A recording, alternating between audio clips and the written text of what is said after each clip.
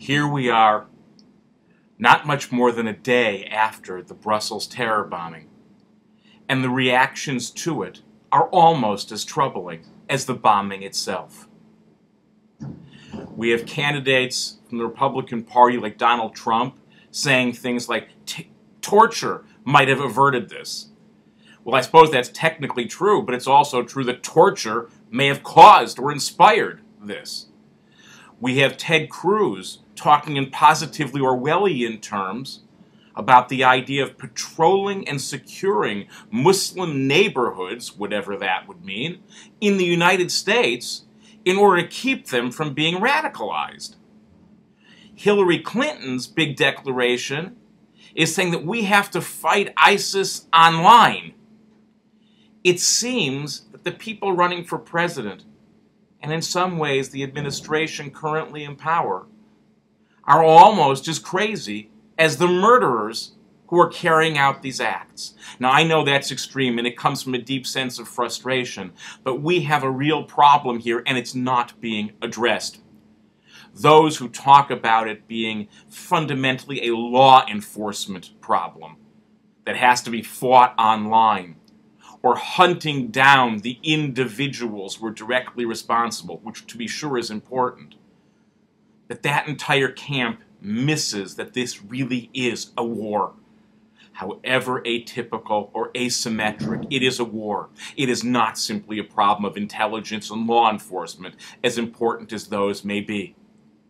And things get messier and uglier in wars than I think they're willing to embrace.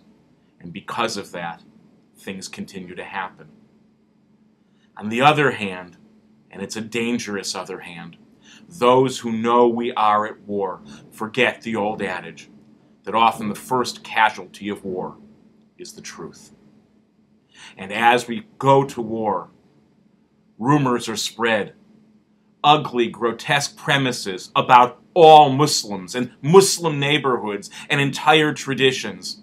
And that, too, is outrageous and tragically ironic, would make us who know we are at war and feel we have to fight terror as a war, would have us speak about our enemies in precisely the way they often speak about us. And if that's the case, why bother fighting them?